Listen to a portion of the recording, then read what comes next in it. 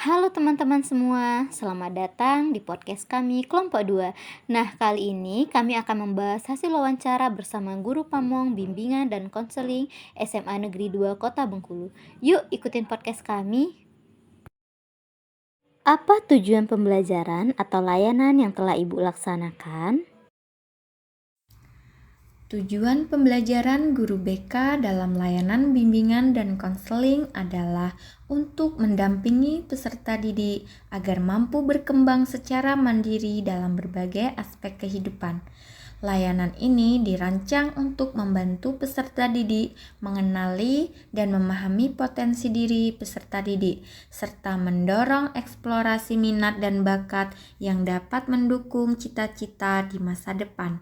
Dengan pemahaman yang lebih dalam tentang kekuatan dan minatnya, peserta didik diharapkan dapat menemukan arah yang sesuai untuk pengembangan diri yang optimal. Selain itu, layanan bimbingan juga memberikan dukungan emosional dan sosial, membantu peserta didik menghadapi berbagai tantangan, baik akademis maupun non-akademis, serta membekali peserta didik dengan keterampilan untuk membuat keputusan yang tepat terkait pendidikan dan karir. Dengan demikian, bimbingan ini tidak hanya membantu menyalurkan minat dan bakat sesuai aspirasi individu, tetapi juga mendorong kemandirian peserta didik dalam mengelola kehidupan pribadi, menyelesaikan masalah, dan mengembangkan keterampilan interpersonal yang diperlukan dalam dunia sosial dan profesional. Bagaimana posisi kemampuan peserta didik dilihat dari tujuan pembelajaran atau layanan yang telah Ibu berikan? Posisi kemampuan peserta didik dalam mencapai tujuan pembelajaran dapat dilihat dari hasil asesmen, seperti nilai, kemudian daftar hadir, dan data awal lainnya. Pada kelas 12, untuk informasi tambahan seperti inventori bakat, minat, dan kepribadian digunakan agar guru dan konselor lebih memahami potensi, minat, serta kebutuhan setiap peserta didik. Data ini membantu merancang layanan bimbingan yang sesuai sehingga pembelajaran menjadi lebih efektif dan tepat sasaran. Mengapa Ibu memilih tujuan pembelajaran seperti itu?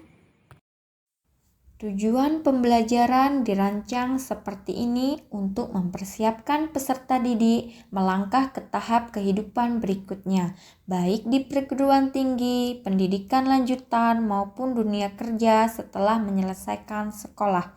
Melalui tujuan ini, peserta didik dibekali pengetahuan, keterampilan, dan pemahaman diri yang diperlukan agar mereka mampu menentukan jalur pendidikan atau karir yang sesuai dengan minat dan potensi mereka.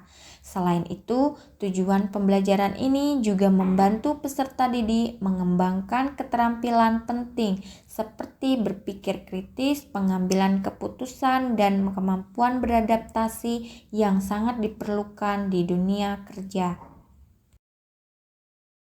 Baik Ibu, dari 6 unjuk kinerja yang ada, seperti kemampuan berkomunikasi dengan baik, kemampuan memecahkan masalah, keterampilan sosial, perubahan perilaku positif, peningkatan kesejahteraan emosional, dan peningkatan dalam pengambilan keputusan, apa unjuk kinerja yang telah Ibu laksanakan? Unjuk kinerja dalam layanan bimbingan dan konseling secara umum di sekolah ini mencakup peningkatan kemampuan berkomunikasi dengan baik, kemampuan memecahkan masalah, keterampilan sosial, dan pengambilan keputusan yang efektif. Pencapaian ini diharapkan dapat terlihat pada seluruh peserta didik melalui layanan dasar yang diberikan, karena kemampuan-kemampuan ini penting bagi perkembangan sosial dan pribadi setiap peserta didik. Selain itu, ada unjuk kinerja khusus seperti peningkatan kesejahteraan emosional yang biasanya difokuskan pada peserta didik dengan masalah tertentu dan dilakukan melalui layanan responsif. Layanan responsif bertujuan membantu peserta didik menghadapi dan menyelesaikan masalah emosional dan personal yang menghambat perkembangan mereka. Dengan pendekatan ini, program bimbingan dan konseling dapat memberikan dampak positif yang menyeluruh, mulai dari kemampuan sosial dan akademis hingga kesejahteraan emosional, sesuai dengan kebutuhan setiap peserta didik. Apa saja kriteria yang akan Ibu nilai untuk dipahami oleh peserta didik dalam proses pemberian layanan bimbingan dan konseling? Aspek penilaian dalam layanan bimbingan dan konseling mencakup berbagai sumber dan metode untuk mendapatkan pemahaman menyeluruh peserta didik. Penilaian didasarkan pada aspek-aspek alur tujuan pembelajaran, pengamatan langsung, dan penilaian proses selama kegiatan bimbingan berlangsung. Selain itu, informasi tambahan dari guru dan teman sebaya membantu konselor memahami perilaku, minat, dan kebutuhan peserta didik. Jika diperlukan, tes bakat, minat, dan asesmen lain juga digunakan untuk melengkapi data, memastikan program bimbingan yang sesuai dengan potensi dan tujuan peserta didik. Pendekatan ini membantu layanan bimbingan lebih efektif dan tepat sasaran. Bagaimana cara Ibu mendorong peserta didik untuk terlibat dalam ide-ide besar dan melakukan unjuk kinerja yang telah Ibu tetapkan? Cara menggugah pemikiran peserta didik untuk terlibat dalam ide-ide besar dan melakukan unjuk kinerja bisa seperti menjawab kuis, permainan yang menyenangkan, diskusi kelompok, dan melakukan presentasi di hadapan teman-teman kelas. Menurut Ibu, situasi apa saja yang dapat melibatkan peserta didik untuk membuat ide-ide besar secara menarik, konkret, dan bermakna bagi mereka? Situasi yang cocok yang dapat melibatkan peserta didik untuk membuat ide-ide besar biasanya guru memberikan suatu tugas. Peserta didik mampu maknai tugas tersebut dan menerapkannya ke dalam permainan. Permainan yang dilakukan seperti pada kelas 12 biasanya adalah permainan lingkaran karir. Selain itu, untuk melibatkan peserta didik dalam ide-ide besar, biasanya diterapkan melalui layanan bimbingan klasikal seperti curah pendapat, diskusi kelompok. Kalau dalam dinamika bimbingan kelompok, menggunakan teknik permainan di kelas. Untuk layanan yang bersifat pribadi, biasanya menggunakan teknik permainan. Bagaimana pendekatan penyampaian materi yang Ibu berikan sehingga dapat mendorong minat dan keingintahuan peserta didik terhadap materi? Pendekatan penyampaian materi yang biasanya bisa menghasilkan minat dan keingintahuan peserta didik terhadap materi biasanya dilakukan dengan diskusi kelompok, bedah kasus, bimbingan kelompok, dan permainan, sehingga peserta didik semangat dan kegiatan tersebut bisa menimbulkan rasa ingin tahu peserta didik terhadap materi yang disampaikan. Peluang seperti apa atau hal-hal apa saja yang bisa mendukung minat peserta didik, terutama ketika mereka merasa kesulitan dalam pembelajaran atau proses pemberian layanan bimbingan dan konseling? Peluang yang bisa menopang minat belajar ketika keadaan pembelajaran terasa sulit adalah guru memberikan perhatian khusus, mengenal dan memahami peserta didik, serta memberikan penguatan positif. Jika ada peserta didik yang nilainya rendah, biasanya akan dilakukan kegiatan konseling individual kepada peserta didik. Guru juga bekerja sama dengan orang tua untuk evaluasi peserta didik ke depannya. Biasanya juga dilakukan tes bakat, minat, tes intelijensi yang bekerja sama dengan Corin Center. Menurut Ibu, apa saja hambatan yang dapat menyebabkan peserta didik menjadi ragu untuk mengambil resiko, kurang imajinatif, takut untuk bertanya, dan kesulitan dalam mengambil sebuah keputusan? Hambatan yang dirasakan adalah adanya persepsi yang salah terhadap guru BK. Peserta didik memandang bahwa setiap yang berkunjung ke ruang BK merupakan orang-orang yang bermasalah. Peserta didik juga memiliki ketakutan untuk berkonsultasi karena takut dipandang buruk oleh teman-temannya. Selain itu, lokasi ruang BK yang jauh dari kelas-kelas menjadi penghambat untuk guru maupun peserta didik. Kemudian, tidak adanya persamaan persepsi antara guru mata pelajaran dengan guru BK. Dalam proses pelaksanaan layanan bimbingan dan konseling, bagaimana cara peserta didik dapat terlibat dalam mengeksplorasi ide-ide besar dan pertanyaan penting? Caranya adalah dengan melaksanakan diskusi kelompok melalui pertanyaan terbuka untuk meningkatkan partisipasi peserta didik dalam kegiatan pembelajaran dan kemampuan berpikir kritis. Guru BK menyediakan sumber belajar yang beragam seperti melaksanakan permainan lingkaran karir agar peserta didik dapat memaknai dan menanamkan nilai juang dalam mencapai karir yang diinginkan.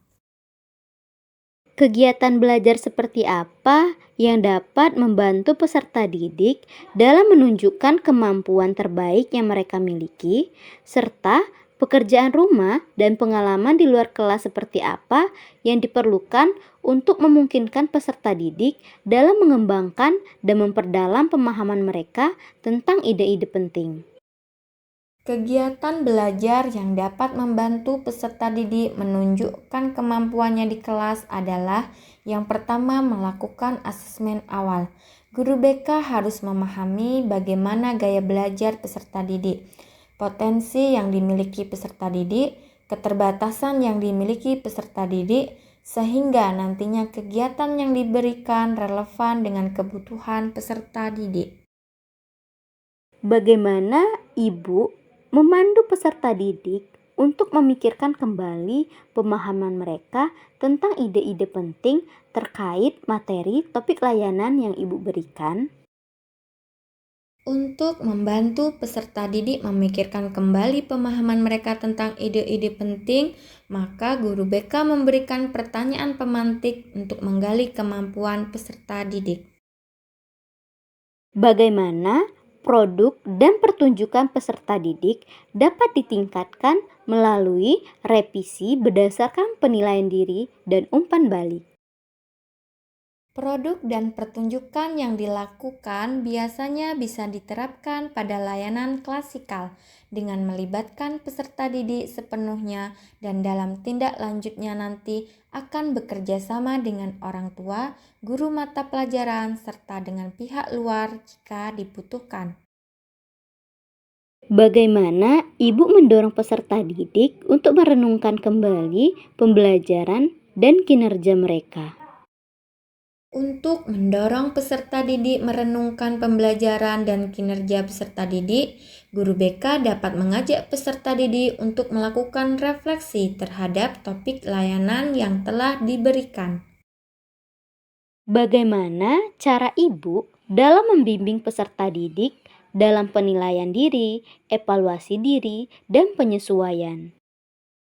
Untuk membimbing peserta didik dalam penilaian diri, evaluasi diri, dan penyesuaian, guru BK menggunakan rubrik penilaian diri sebagai acuan penilaian.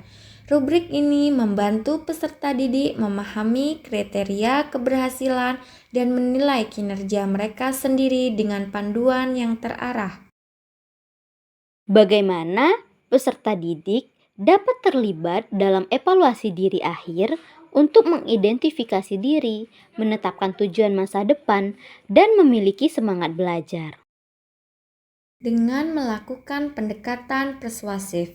Dalam kegiatan layanan juga digunakan jendela johari untuk meningkatkan keterlibatan peserta didik menggunakan teknik permainan. Bagaimana ibu membantu peserta didik untuk melihat apa yang telah mereka pelajari dan apa yang mereka butuhkan untuk rencana tindak lanjut? Untuk membantu peserta didik memahami kemajuan dan area perbaikan, Saya akan membimbing mereka dalam membuat rencana perbaikan yang konkret. Saya juga akan menyediakan rubrik penilaian diri dan checklist ketercapaian agar mereka dapat menilai sendiri kemajuan mereka. Umpan balik spesifik akan saya berikan untuk menunjukkan kelebihan dan aspek yang perlu ditingkatkan. Setelah setiap tugas, refleksi pasca tugas akan membantu mereka mengevaluasi strategi dan hasil belajarnya secara mendalam. Bagaimana cara ibu mengakomodasi berbagai kebutuhan perkembangan, gaya belajar, pengetahuan sebelumnya, dan minat peserta didik, sambil tetap menjaga arah pembelajaran pada tujuan yang telah ibu tetapkan? Biasanya dilakukan dengan bimbingan lintas kelas atau kelas besar. Kalau di kelas besar bisa diberikan training motivasi. Di dalam layanan lintas kelas biasanya terdapat layanan informasi yang dapat menunjang informasi peserta didik. Bagaimana cara ibu menyesuaikan rencana pembelajaran apabila terjadi perubahan kondisi untuk memaksimalkan keterlibatan dan efektivitas peserta didik dalam proses pembelajaran maupun dalam proses pemberian layanan, bimbingan, dan konseling? Guru BK selalu menyesuaikan dengan keadaan di kelas, melakukan pendekatan persuasif, membaca lingkungan, bedah kasus, memberikan contoh-contoh pribadi, role model, dan alumni yang sudah lulus dan sukses. Biasanya terdapat proyek atau tugas yang diberikan guru BK seperti clipping, mading, poster, foto novela yang sesuai dengan kekuatan dan kemampuan belajar yang peserta didik miliki. Membuat video singkat yang menggambarkan keadaan mereka ketika bersekolah. Pengalaman belajar seperti apa yang paling baik dan berkesan sehingga dapat mengembangkan dan memperdalam pemahaman peserta didik? Guru BK melakukan pendekatan secara pribadi kepada setiap peserta didik agar peserta didik mampu lebih terbuka dan mengekspresikan dirinya secara apa adanya kepada guru BK. Guru BK juga menerapkan pembelajaran yang bersifat tanggap budaya, di mana ini mengaitkan materi dengan contoh nyata di kehidupan sehari-hari. Selain itu, penggunaan teknologi juga mendukung pembelajaran agar menciptakan pembelajaran yang menarik dan bermakna bagi peserta didik. Bagaimana cara ibu meminimalkan kemungkinan kesalahpahaman materi yang dihadapi oleh peserta didik? Cara meminimalkan kemungkinan kesalahpahaman yang terjadi di dalam kelas yaitu misalnya dalam bimbingan klasikal diulas kembali materi yang belum dipahami oleh peserta didik. Bagaimana cara ibu mengatur dan mengurutkan pengajaran dan pembelajaran atau layanan bimbingan dan konseling untuk memaksimalkan keterlibatan dan efektivitas peserta didik dalam proses pemberian layanan?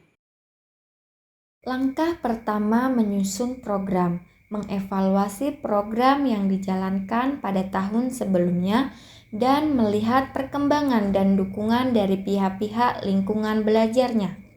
Sekian podcast kami dari kelompok 2. Terima kasih teman-teman telah mendengarkan dengan cermat.